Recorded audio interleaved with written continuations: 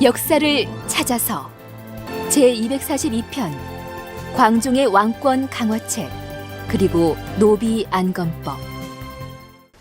폐하 사천봉공 최지몽 입시옵니다. 매시어라.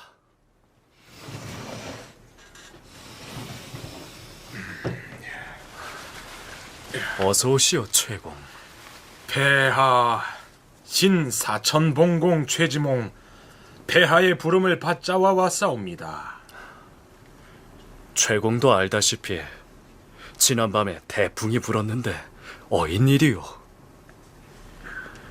짐이 부덕하여 그렇게 태풍이 불고 나무가 뽑히지 않았나 싶소. 본시 자연의 동태란 인력으로 좌지우지할 수 있는 것은 아니옵니다, 폐하. 허면 그렇다고 당하고만 있을 수만은 없지 않은가. 아무리 자연의 이치라 해도 그런 일이 있으면 백성들의 인심은 결국 주군을 원망하게 되는 법이요. 그런 자연재앙을 물리치는 방법이 없겠소. 폐하, 아래옵게 황공하오나 백성의 인심이란 다스리기 나름이옵니다, 폐하. 인심을 다스리는 방법으로 덕을 닦으시면 되는 일이옵니다. 하여 폐하께 정관정요를 권해드리고 싶사옵니다. 정관정요라. 귀에 익은 서책이긴 하오만. 정관정요. 오늘날의 정치인들에게도 읽혀진다는 당나라 태종 때의 서책이다. 중국 당나라 때 태종의 일을 기록한 이 책은 태종을 보좌했던 군신들의 토론과 군주의 도리, 법도에 대해 폭넓게 씌워졌다.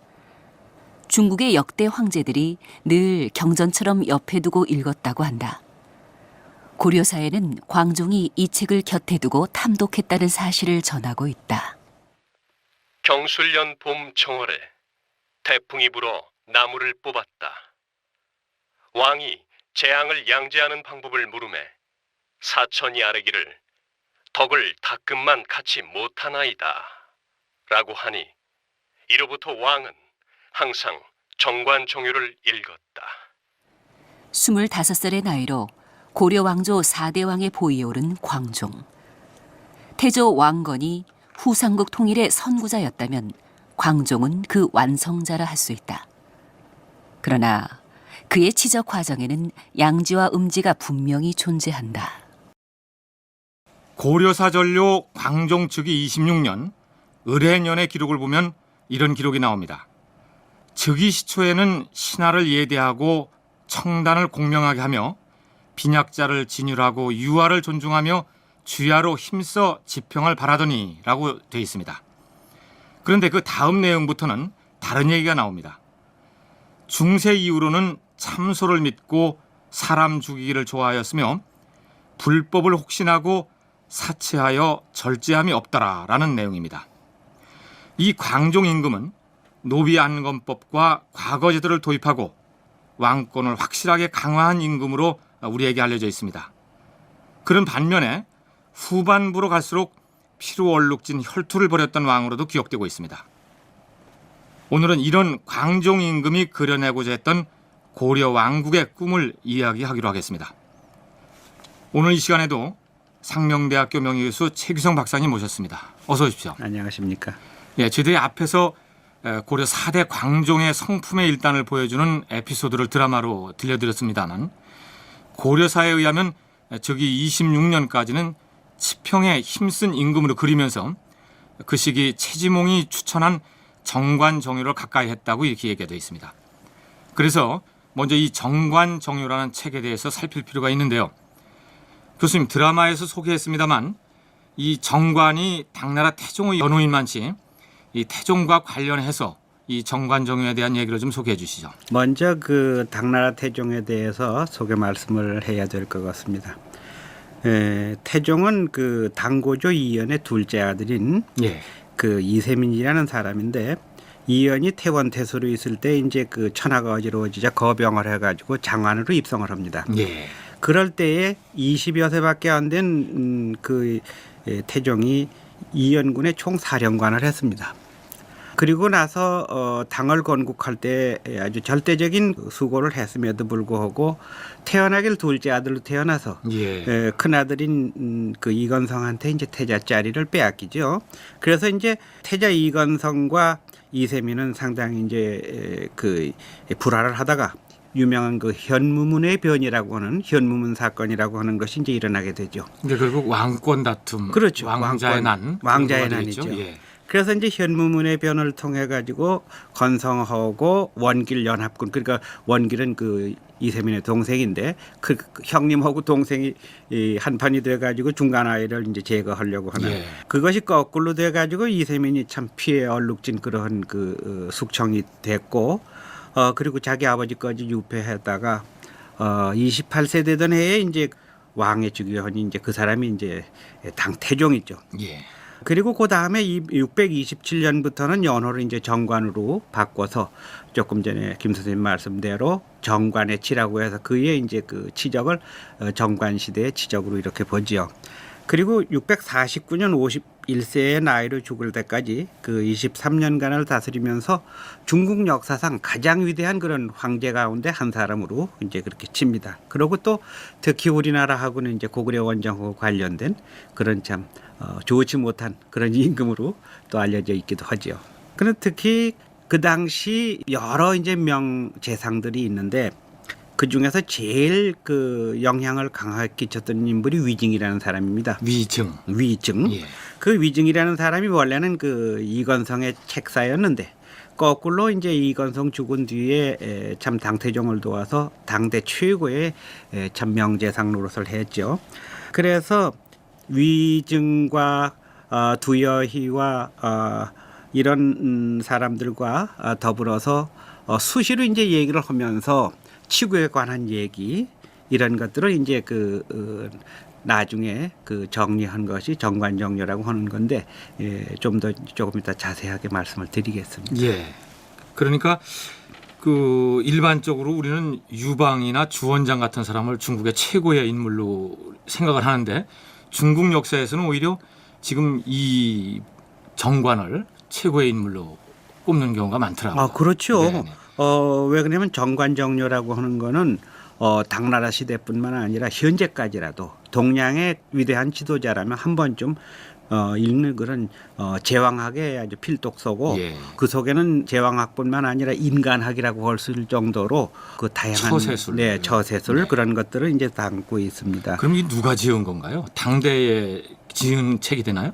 그렇질 않고요. 정관정료는 23년간의 통치 기간에 숱한 많은 이제 에피소드도 있고 또 어떤 이제 문제가 발생하면은 그 당시의 명재상이었던 그 장손무기라든지 이런 사람들하고 얘기를 하고 어떻게 할 것이냐 이렇게 이제 질문을 하면은 답하고 또 임금 자신이 이제 어떻게 이제 판단을 내리고 이런 것들을 너무 내용이 중요하니까 기록으로 남긴 것을 한 50년 뒤에 오긍이라는 사람이 오긍. 네, 예. 오긍이라는 사람이 그걸 이제 편저로 그 내서 정관연간의 정치의 중요한 요체다 이런 예. 뜻으로 정관정료를 이제 만들게 되죠. 그러니까 이 오긍은 결국 그럼 역사학자 뭐 네, 이런 맞습니다. 사가라고 책에 볼 있던 수가 사람이 있지요. 지은 네. 책이 되는 거네요. 네. 예.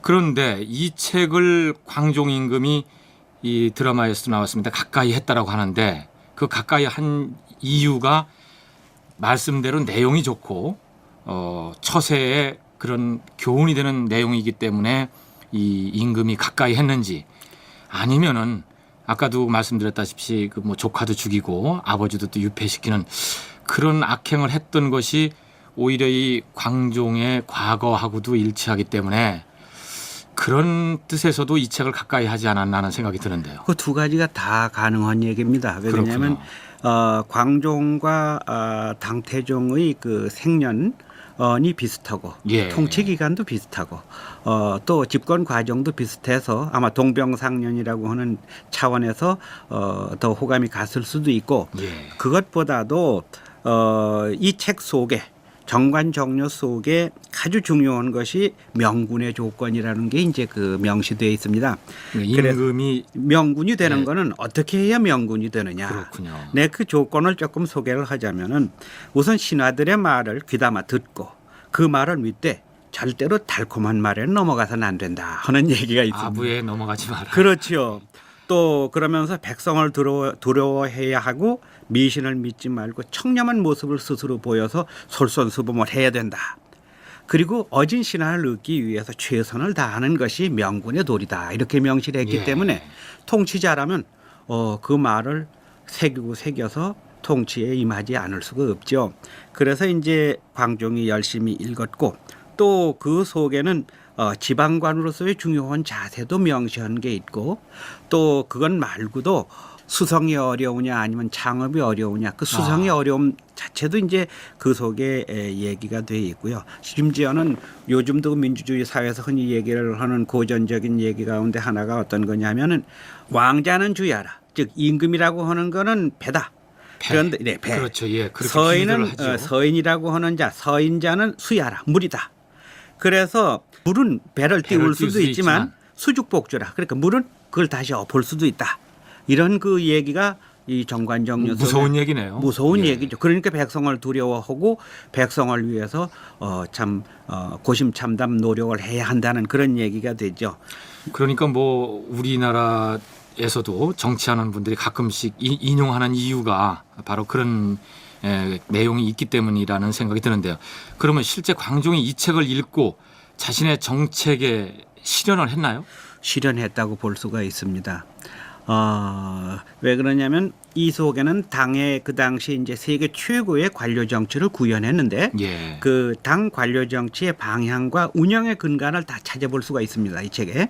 그래서 이제 광종은 아버지 태조의 이제 유업을 받들어 가지고 그 태조가 이룩하지 못한 그런 정치를 이제 성공시키려고 하자면은 무엇을 어떻게 그 정치의 근간을 삼고 어떤 방향으로 추진할 것인가를 여러 차례 이제 모색을 했거든요. 그런데 이 정관정료 속에 들어있는 관료 정치의 실체를 그대로 이제 그 깨닫게 되고 자신이 개혁 정치를 하면서 정관정료의 내용대로 노력을 하죠. 당태종 시대는 중국에서 참 볼 수 없는 역대 볼 수 없는 그런 태평성대를 일으켰거든요. 그래서 이제 치국의 그 방도를 깨닫기 위해서 이 책을 읽으면서 참 청년 광종이 무단히 고심하고 또 노력하고 해서 나름대로의 정치 철학을 이제 깨닫게 됐다 이렇게 얘기를 할 수 있고 그 결과 최승로가 조금 전에 소개하신 말씀대로 초기의 치적을 중국 3대에 비할 수 있는 태평성대를 이룩했다 이렇게 평가를 내릴 수 있는 근거가 되지요. 그렇군요. 그러니까 결국 왕권을 강화하는 데에 이 책이 유용하게 쓰였다는 얘기가 되겠네요. 그렇습니다. 그게 무슨 말씀이냐 하면은 왕권을 강화하기 위해서는 왕의 힘만 가지고 되질 않거든요. 그렇죠. 철저히 이제 그 유교적 이상 정치를 구현하려고 하는 그 관료들을 키워서 이 관료 집단을 만들어서 그 사람들을 통해서 왕의 의지를 그 실현하는 그러니까 이 관료 정치를 하면서 그 정점에 왕이 있어서 전제 왕권을 형성해서 백성을 위한 통치를 한다. 이것이 이제 광종의 정치의 요체고 거기에 이 정관정료는 절대적으로 영향을 끼쳤던 걸로 볼 수가 있습니다. 그렇군요. 그러면 결국 왕권 강화를 성공시켰다고 한다면 반대로 얘기하자면 당시의 호족 세력들을 약화시켰다는 얘기가 되겠고 그렇죠. 상대적으로. 예, 그러면 또 거기에 대한 반발도 있었다는 얘기가 되는데 그러면은 그렇게 호족 세력을 약화시키는 차원에서 광종이 선택한 정책은 뭐였나요? 우선은 내치를 충실히 해가지고 네. 안정이 되고 그다음에 뛰겠죠.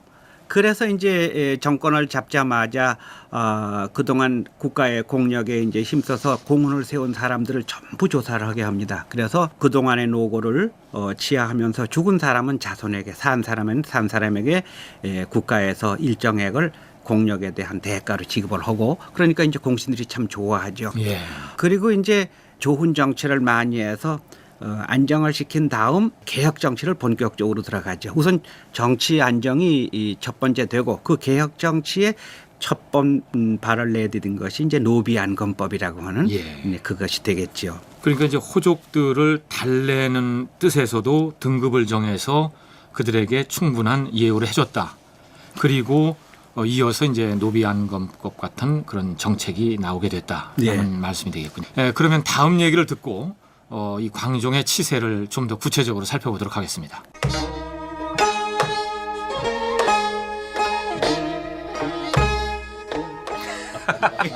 소태자께서 황제에 오르신다네 그려. 태자께 없어는 성군이 되실 게야. 그렇고 말고 새 나라가 열리는 게지.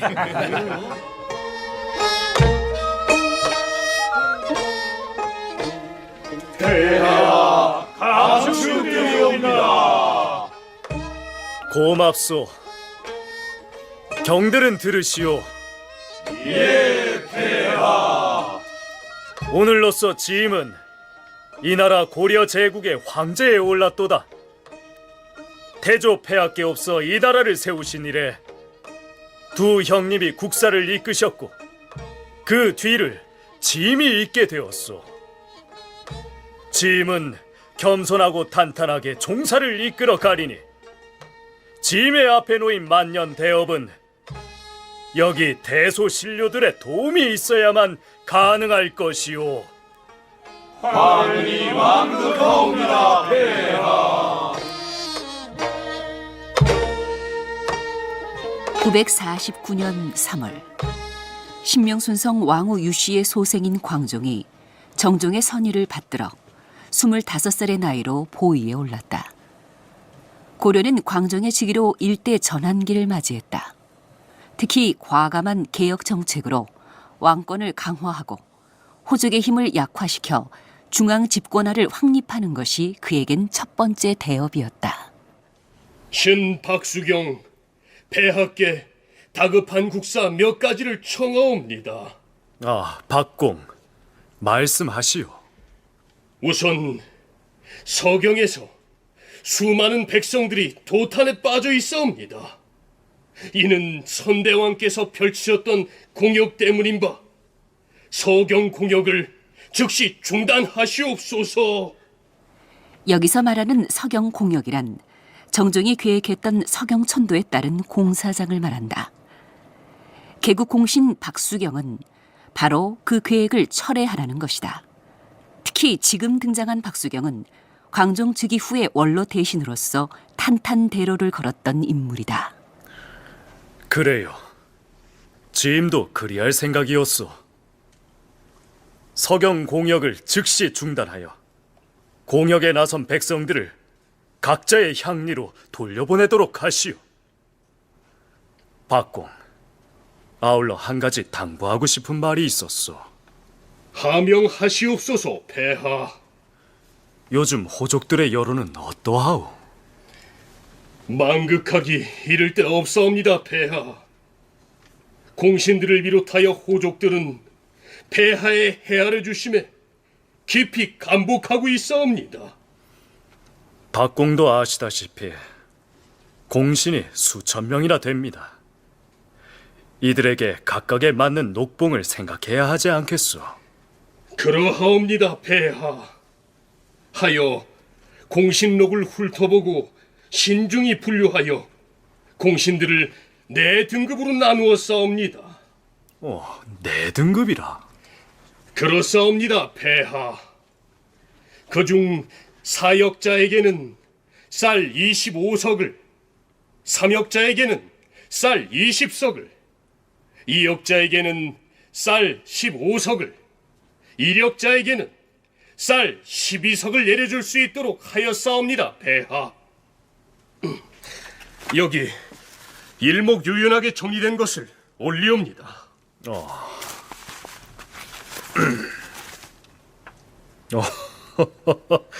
좋습니다. 좋아요. 한눈에 공신들의 구분이 들어오는구려. 이렇게 해야만 그동안 유야무야됐던 공신들의 노고를 제대로 알 수 있지요. 이렇게 해야 누가 누구보다 위인지 서열이 분명해지고 그에 합당한 대우도 따르지 않겠소. 망극하옵니다, 폐하. 광종 임금의 또 하나 관심사는 고려의 위상을 높이는 문제였다. 아버님, 우리도 연호를 독자적으로 쓴다는 말씀이시옵니까? 그렇다. 광덕, 어떠냐? 광덕, 덕이 빛난다. 좋습니다, 아버님. 헌데 폐하께서도 마음에 들어하실지가... 폐하께는 자초지종 말씀을 올려 윤허를 받아야겠지. 소자로선 마음에 들어옵니다. 헌데 연호는 황제국에서만 쓰게 되어 있지 않습니까? 우리 고려도 황제국이 아니더냐. 그만큼 신중해야 한다는 뜻이옵니다. 광덕이라. 그러하옵니다, 폐하. 이 나라 고려가 엄연히 자주국가임을 생각할 때 연호 또한 당당한 의미여야 한다고 보았사옵니다. 깊은 뜻이 있구려. 좋습니다. 연호는 있어야 합니다. 자주적인 황제 국가에서 연호는 마땅히 있어야지요. 기존의 중국의 연호를 받아다 쓰던 관례를 폐지한 광종. 그는 광덕이라는 독자적 연호를 사용하면서 자주의식을 표현하였다. 물론 훗날에는 후주의 연호를, 다시 송나라의 연호를 사용하기도 한다. 그 또한 광종의 외교적 계산이 깔려 있는 것이다. 한편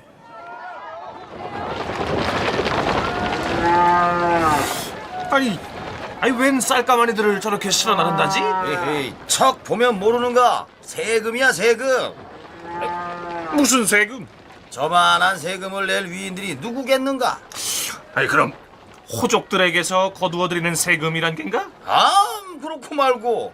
그러니 요즘 호족들이 죽을 맛이라지 않나?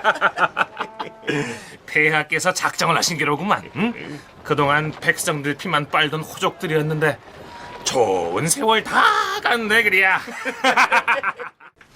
무서운 일들이 벌어지고 있어요.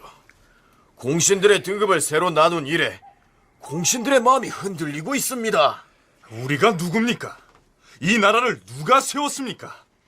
그런 공신이나 호족들을 왕께서 손안에 넣고 좌지우지 하시겠다는 것이 아닙니까? 이르다 뿐입니까?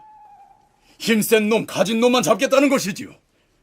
그게 아니라면 1등급, 2등급, 3등급 등급별로 차등을 두어 녹봉을 정하고 세금까지 정할 일이 매 있겠습니까? 이 나라가 어찌 되려고 이러는 지원? 공신들과 호족들은 이미 광종으로부터 통제당하고 있었다. 그러나 그것은 광종의 개혁 정치가 첫걸음을 뗀 것에 불과했다.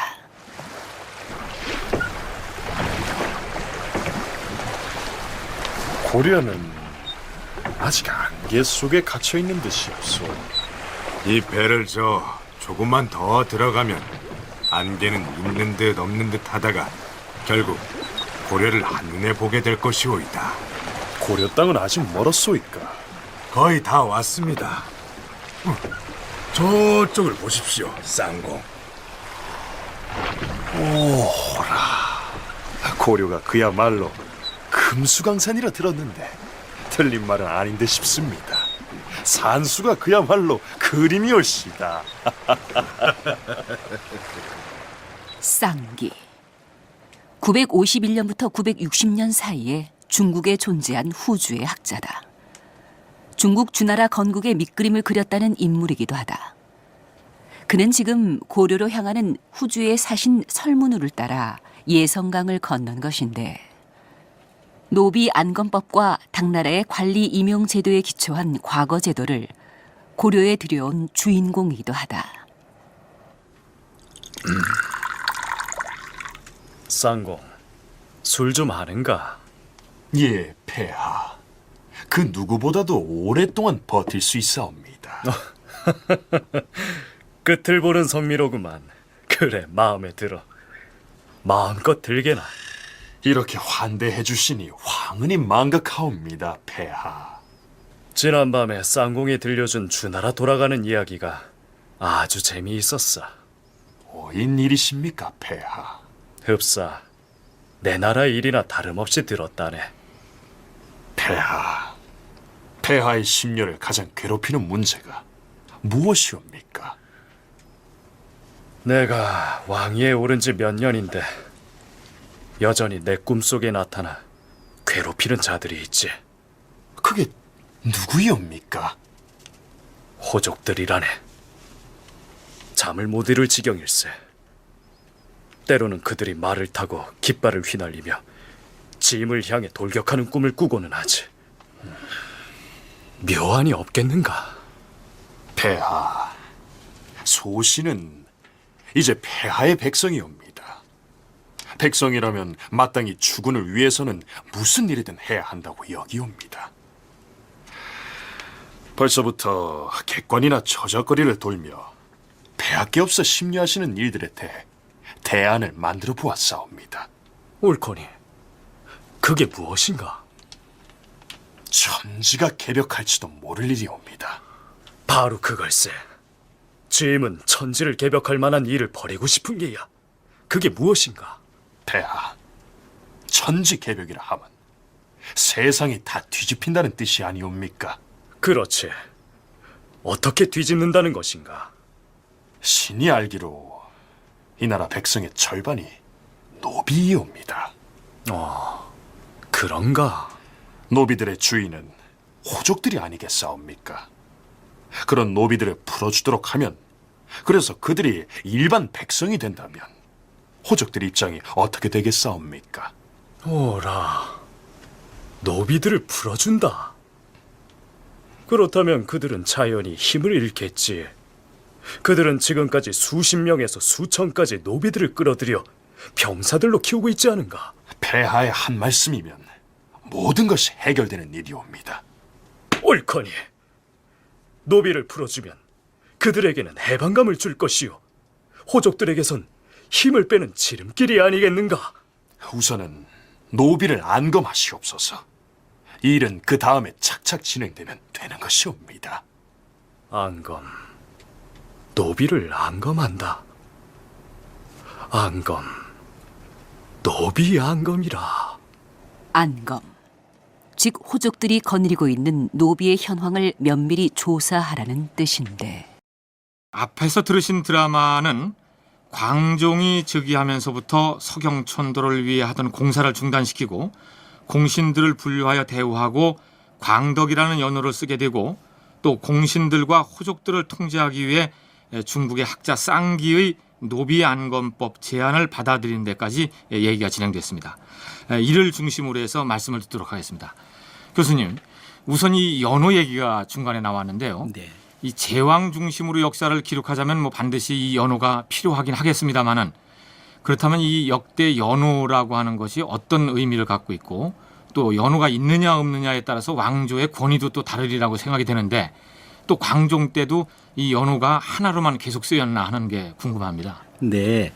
그럼 연호를 먼저 어떤 것인지 말씀을 드려야 되겠군요. 예. 역대 중국 왕조들은 왕들이 통치하는 시기를 구분짓기 위해서 그 통치 시대를 표시하는 연호라고 하는 언거를 씁니다. 그래서 이 연호 속에 자신의 국정 희망이나 통치 방향, 또는 심지어는 정권의 정체성까지 담고자 하는 노력을 한 것이 연호라 이렇게 볼 수가 있죠. 오랜 기간 그 중국에서는 그 연호 제도가 정착돼 나갔고, 우리나라도 중국보다는 늦습니다만은 연호 사용이 꽤 오랜 역사를 갖고 있습니다. 그런데 중국과 우리는 오랜 역사 기간 동안에 한 끈에 그 연결된 그러한 그 시대가 참 많아서, 왜 그러냐면 중국도 그렇고 우리도 그렇고 농경민족이거든요.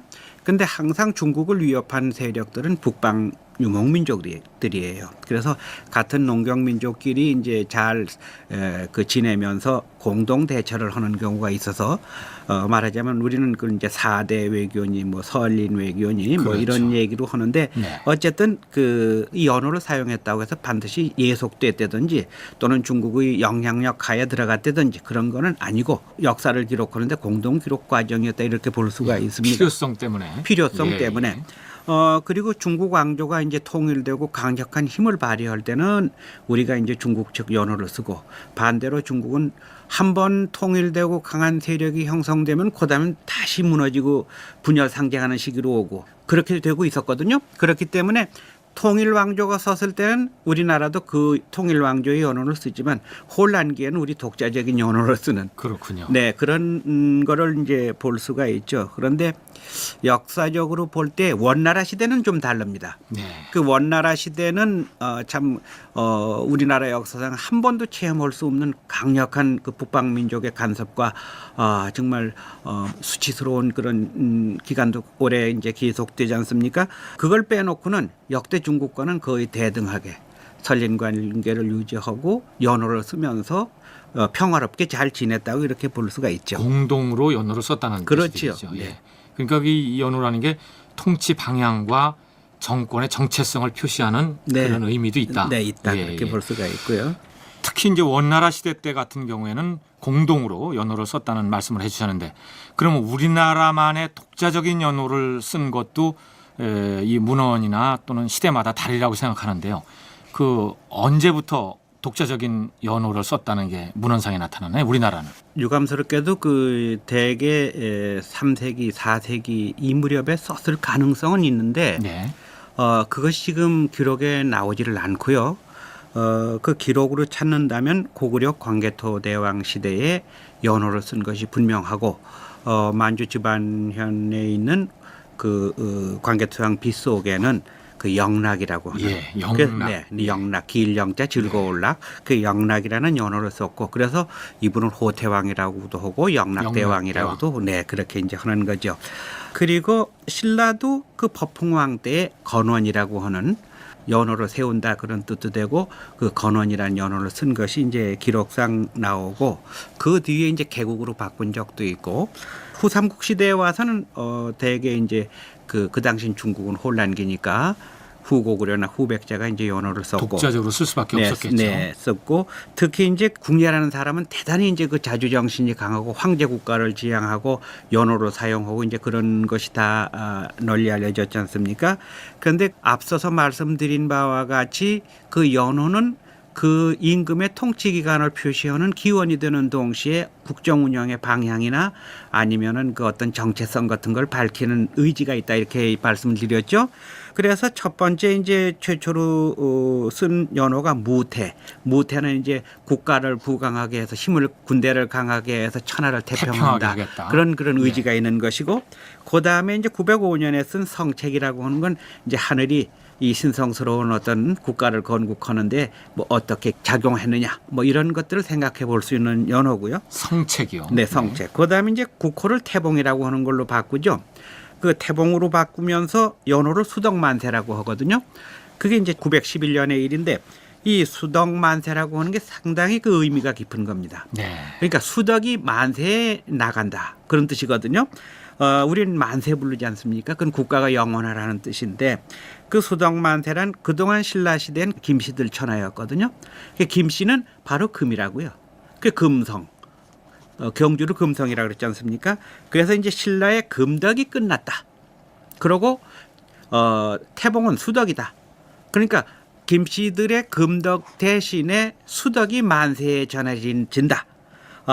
그런 의미로 오행사상을 담아서 만든 그런 연호라 볼 수가 있죠. 네. 정권을 잡으면서 정치를 안정시키고 사회를 안정시키고 선정을 베풀기 위해서 사전 준비를 하기 위해서는 외교도 또 이제 중시해야 됐거든요. 그렇겠죠. 그래서 외부로부터의 어떤 도전이나 내부적 우환을 없애야 되는데 그 당시 이제 북중국을 통일해서 강력한 어떤 그 힘을 발휘하기 시작한 후주하고는 평화 관계를 유지하는 것이 내치에 힘쓰는 이제 어떤 좋은 방법이도 되거든요.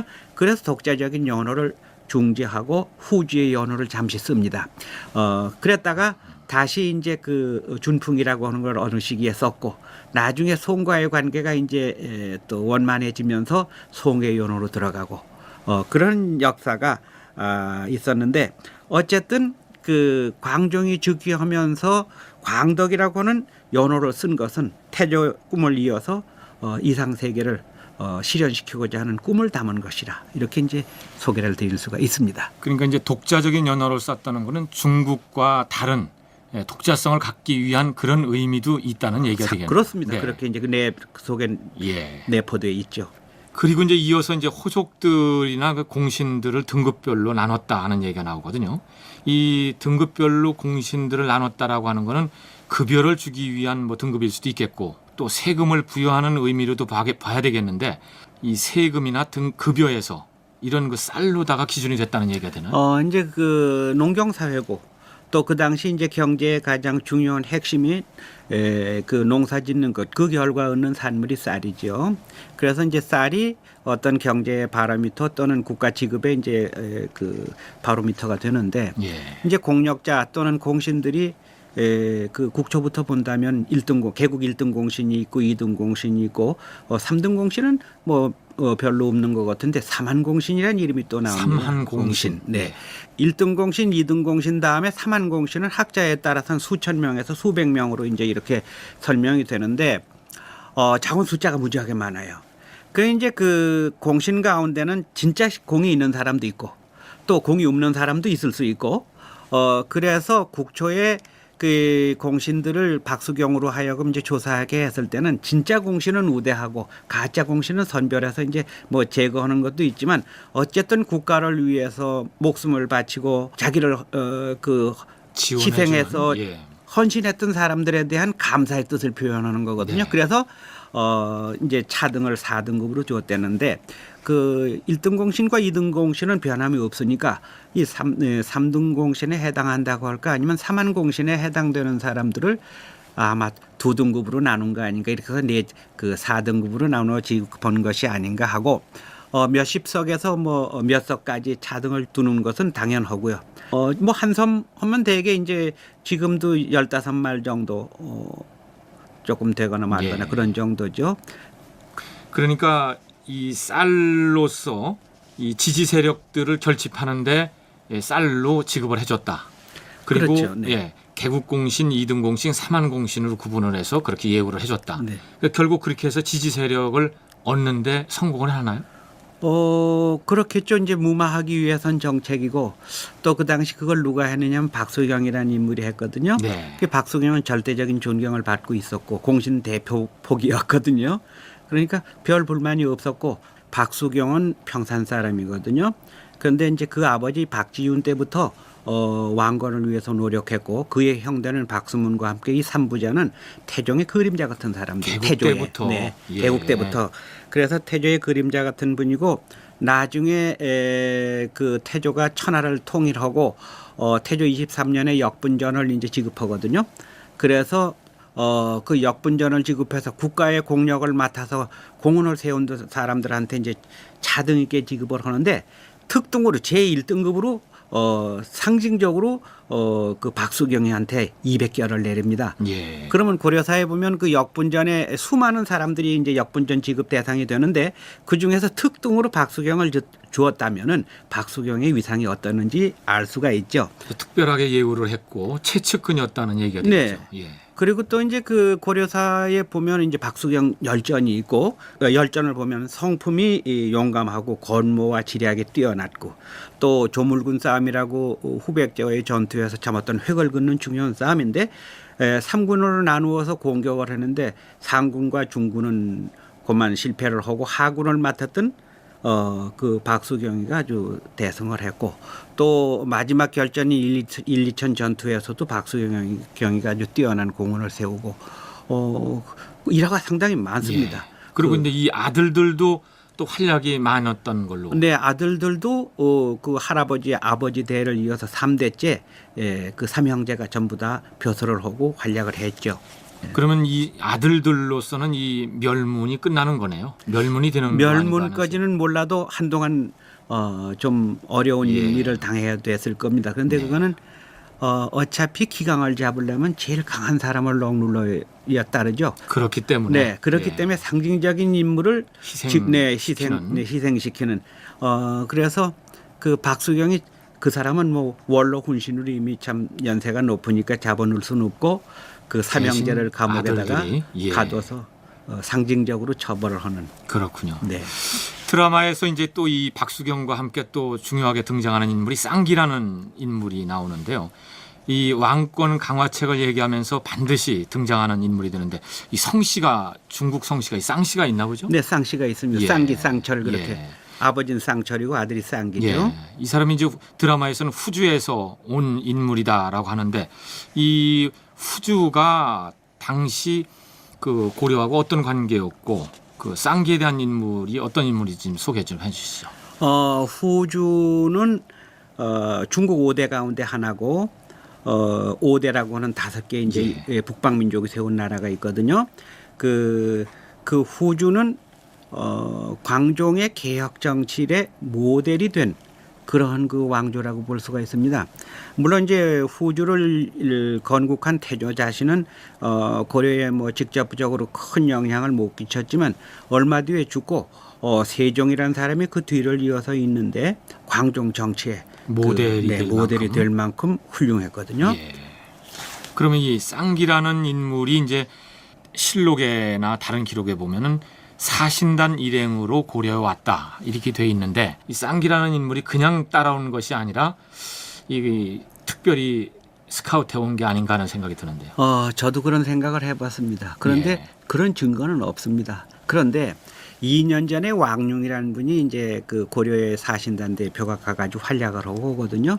그 2년 다음에 이제 그 설문이라고 하는 그 후주의 장작감으로 있던 분이 그 고려의 사신으로 올 때 수행해 왔거든요. 그 수행을 해가지고 와서 병을 침탁하고 이제 누웠단 말이에요. 그러면 중병이 들어서 못 갈 정도면은 뭐 행동도 못 할 거 아닙니까? 그렇겠죠. 그런데 선문으로 돌아간 뒤에 광종하고 대화를 나누고 어떤 국정을 논하고 하는 걸 본다면 꾀병일 수도 있다. 이제 그렇게 저는 참 증거가 없는 걸 가지고 함부로 얘기하기는 어렵습니다만 그렇다면 지금 김 선생님 말씀대로 사전에 어떤 포석이 있었고 고려로 들어오는 그것이 아닌가. 그리고 귀국한 다음엔 병을 칭탁하고 안 간 게 아닌가. 그렇다면 이 광종이 쌍기에게 뭘 기대를 했을까요? 말하자면 뭐 애국의 어떤 그 사람을 불러다가 채용한 경우가 되는데 두 가지 측면에서 생각해 볼 수가 있습니다. 첫째는 천하를 둘러봐도 공신이나 호족 세계죠. 여기에서 그들과 결탁되지 않은 제3의 인물을 뽑아낸 데는 어렵습니다. 왜냐하면 어차피 인재라고 하는 건 다 거기서 나오는데 이랬을 때 훈신 숙장과 관련이 없는 인물이라고 하는 것이 우선 이 사람 발탁의 이제 계기가 됐고 또 하나는 이 사람이 그 후주에서 벼슬을 한 경험이 있고 관료 정치를 체험한 경험이 있기 때문에 또 이 사람이 상당히 문에도 능하고 이런 것들을 사전에 만약에 조사해서 선택된 사람이라면 광종이 믿을 수 있는 능력을 가진 사람으로 생각이 돼서 그를 통해 가지고 관료 정치를 실현시키기 위한 방향을 한번 잡아보자 이렇게 이제 생각을 하고 발탁했을 수도 있겠죠. 그렇겠네요. 그러니까 개혁 정책의 자유로운 입장에 있는 사람을 뽑다 보니까 중국에서 이 받아들인 게 되는데 그러면 반대로 조정에 있는 신료들은 이 쌍기의 등장이 달갑지도 않았고 또 자기들의 위치가 결국 축소되는 거 아니겠습니까? 그걸 상징적으로 표현했다. 할 수 있는 것이 이제 그 최승로의 시무 28조 속에 들어있는 쌍기에 대한 공격입니다. 그러니까 쌍기가 그 바른 말을 해서 광종이 정말로 추구하고자 하는 그런 이상 정치를 실현시킬 수가 없었던 인물로 보는 겁니다. 그냥 부하하고 그냥 겉만 번드레하고 그 문에만 치중되고 해서 실질적인 그런 추진력이 없는 사람이다. 그래서 광종이 수많은 그릇된 일을 해도 그걸 막아서 바른 길로 인도하지 못했다. 이렇게 이제 비평을 하거든요. 그럼 이러한 비평은 최승로도 역시 공신 세력 중에 하나고 훈구 대신 중에 하나니까 다른 훈구 대신들 그 호족이나 아니면 공신 세력들의 입장을 대변한 것이라 이렇게 볼 수가 있죠. 그러니까 결국 그런데 그러면 최승로는 이 노비 안건법 이것 자체도 그렇게 부정을 했나요? 그럼요. 그것도 상당히 이제 부정적으로 보았죠. 그러면 이제 노비 안건법에 대한 얘기를 좀 더 해야 되겠는데요. 결국 이 노비 안건법이 쌍기의 제안이었고 그것을 광종이 받아들였다고 한다면은 당시로서는 이 천지개벽할 만한 그런 일이 아니겠습니까? 근데 이 안검이라고 하는 게 오늘날 개념으로는 이거 어떤 거를 살펴서 중심을 검사한다 이런 뜻이니까 노비가 진짜 돈 주고 샀느냐, 아하. 아니면 합법적으로 노비를 만든 거냐, 아니면 그 후삼국 시대라고 하는 참 혼란기에 약육강식과 한 가지로 힘이 있는 자가 힘없는 사람들 붙잡아다가 강제로 노비를 만든 게 아니냐. 왜냐면 그 당시 그걸 심판해 줄 사람이 없었거든요. 그러니까 그거를 살펴서 검사를 해서 사실 여부를 가려내서 억울한 사람은 다 풀어줘야 된다. 이제 그런 게 안검이죠. 그러니까 신분 질서를 명확히 한다는 의미도 있겠네요. 그 당연하죠. 왜냐하면 고려 건국 이래로 양천제를 지향해 나갔거든요. 양천. 양인이냐 천민이냐. 그런데 이제 그 양천제라고 하는 것이 이제 골간이 어떤 거냐면 다양한 그 계층이 있어도 양민이 많아서 말하자면 우리 신체로 말하면 허리죠. 그래서 이 양민이 많아서 국가에 이제 참 근본이 되고 세금을 내고 부역을 나가고 군대에 나가고 이래서 국정 운영에 안정적인 그런 존재인데 그 양인수가 줄으면 안 되잖아요. 그러니까 양인수를 넓히기 위해서 억울한 노비를 풀어서 자유민인 양인을 만든다는 거죠. 그러니까 양인이 많아야 조세도 많이 내고 그렇죠. 부역할 인구가 있으니까 국가의 안정적인 경제 기반을 만들 수 있다. 그렇죠. 그런데 그러면은 결국 재정 기반이나 왕권 강화에 이 노비 안건법이 효과를 발휘한 건가요? 그렇죠. 직결되는 거죠. 그러니까 결국은 호족들에게는 상당한 반발이 있었겠네요. 당연하죠. 자기들의 손발이 잘려지고 재산이 나가는 것이고 왜냐하면 노비를 그 생산 수단으로 했을 경우에는 부를 축적할 수 있죠. 일하는 기계들이니까 살아있는 기계니까요. 또 그 중에서 힘센 사람을 뽑아가지고 훈련을 시키고 무기를 들면 사병이 되죠. 국가에 대해서는 세금을 안 내는 반면에 살아서 있는 한은 호족의 재산으로 재산을 증식할 수 있는 그런 근간이 되니까 절대로 뺏겨서는 안 되죠. 반면에 국가 입장에서는 호족 세력을 깎으려면 힘을 빼는 것인데 노비를 해방해서 일반 자유민을 만들면은 그만큼 힘이 자연히 감소되니까 뭐 호족은 극력 반대를 할 것이고 이러한 그 개혁 정치를 강력하게 이제 추진하다 보니까 수많은 사람이 이제 피를 흘려야 되는 그런 역사가 전개되죠. 그럼 앞에서 말씀드렸던 그 최승로가 이 부분에 대해서 강력히 반발했다는 얘기인데 이런 얘기들이 실록에 정확하게 구체화되어 있는 건가요? 네, 있습니다.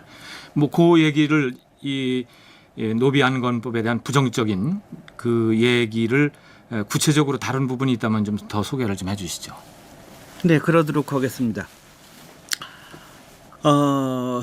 그 노비 안건법을 실시한 것이 태조 시대로부터 60년이 이제 개국한 지 60년이 지난 해거든요. 네. 그럼 60년이 지난 해 그러니까 많은 시간이 흐른 뒤에 노비를 안검한다는 게 이건 쇼가 아니냐 하는 얘기입니다. 한마디로 말씀드리자면은 왜냐하면 근거도 없고 또 증거를 대기도 어렵고 그저 나는 잘못하게 억울해서 노비가 됐어 이렇게 자기 주인을 고발하면 누구 편을 드느냐면 노비 편을 들거든요. 이러니까 모든 그 훈구 대신들 공신들이나 호족들이나 다 반발을 하죠. 심지어 그 광종의 절대적 우군이라고 할 수 있는 대모광후 황보씨까지도 이래서는 안 되십니다. 이렇게 했는데도 듣지를 않았다. 이렇게 이제 최승로가 시무 28조 속에서 얘기를 하고 있죠. 그렇군요. 그러니까 이때 노비라고 하면은 그러면 그 나라에서 이 노비를 이렇게 규정했다면 실제적으로 노비가 몇 명이었다라고 하는 게 실록이나 이런 기록에 나옵니까? 인구 자체도 우리가 살필 수 없는데 노비 수는 더 어렵죠. 그런데 이 우리 역사를 통해서 이제 조금 가늠할 수 있는 것은 그 삼국시대 신라에서 예를 들어 수많은 나라들을 정복해서 고대 왕국을 형성했잖아요. 이럴 때에 그 성공한 장군에게 보통 300명씩 뭐 김주신은 수를 헤아릴 수 없습니다만은 300명씩 포로로 잡은 자를 노비로 주거든요. 전쟁 포로. 전쟁 적국을 점령하고 수많은 포로를 끌어오면은 그러면 300명을 노비로 받았다. 그 장군에게 사적으로 활용할 수 있도록. 그렇다면 재산이 되는 거네요. 그러니까. 재산이 되는 것이고 노비 수가 전쟁에서 승리를 하면 갑자기 늘어나는 거죠. 그러니까 후삼국 시대에 어제 친구였다가 오늘은 적이 되고 이런 과정 속에 반복되는 전쟁 속에서 수많은 전쟁 포로가 나왔다면은 자연히 그거에 상응해서 노비 수가 늘어나겠죠. 또 최승로가 그 노비를 어떻게 이제 설명을 하냐면 노비가 처음부터 있던 사람들은 그 수를 그대로 늘고 나가고 없던 사람들은 포로로 잡은 자나 아니면 돈을 주고 샀다고 그러거든요. 그럼 돈을 주고 샀다는 얘기는 무슨 얘기냐면 흉년이 들고 전쟁으로 아무도 보살필 사람이 없으면은 자식을 바꿔서 잡아먹는 편이 되는데 자신을 팔죠. 굶어 죽는 것보다 나으니까. 그러니까 헐값에 그야말로 쌀 몇 마리나 아니면 쌀 한 섬에 노비를 사들일 수 있거든요. 이렇게 해서 수를 늘켰다는 거죠. 그런데 그런 경우는 합법적으로 샀으니까 별 문제가 없는데 강제로 힘없는 백성들을 붙잡아다가 노비를 만들었다면 그건 풀어줘야 되죠. 그래서 후삼국 시대에는 노비가 아주 폭발적으로 늘었지 않을까. 그 국민의 상당 그 부분이 노비가 차지하지 않았을까 하는 생각을 이제 갖게 되는 거죠. 그러니까 노비로 되는 경로도 여러 가지가 되는 거네요. 그렇죠. 그러니까. 결국 돈 주고도 살 수도 있고 네. 또 내가 어려워서 가족이 스스로 그냥 팔 수도 있고. 스스로 노비가 되는 경우도 있고 또 전쟁을 통해서 포로들을 붙잡아서 노비를 만들 수도 있고 네. 또 국가의 반역 행위를 하면은 그 가족들을 노비로다가 공노비로 만들 거거든요. 네. 그래서 이제 형벌 노비도 나오고요. 그러니까 그 노비 어떻게 됐느냐 하는 조사하는 방법도 또 조사하는 경로도 상당히 어렵다고 봐야 되겠네요. 그렇죠. 시일이 너무 천연된 뒤에 국초에 다 했으면 좋겠는데 태조는 하려도 그렇죠. 그저 뭐라고 할까 편이 넘어가자. 편의상 안 했다는 거거든요. 그걸 이제 60년 뒤에 하려니까 혼란이 올 수밖에 없죠. 그 시기에 노비를 풀어준다라고 하는 것 자체가 엄청난 혁명적인 일이었다라는 걸 알게 되겠고 또 개혁이라는 게 그렇게 간단하지 않다라는 것도 그렇죠. 느낄 수 있겠네요. 이제 이렇게 본다면은 다음 얘기는 이 문제를 어떻게 해결할 것이냐, 또 구체적으로 이 노비를 이렇게 하는 것에 대해서 누가 반대를 하는 것인가 하는 것을 살펴보게 되겠는데요. 바로 이제 노비 환천법이 나오게 되겠습니다. 이 노비 환천법이 나오게 되는 시대적 배경이나 실상에 대해서는 다음 시간으로 넘기겠습니다.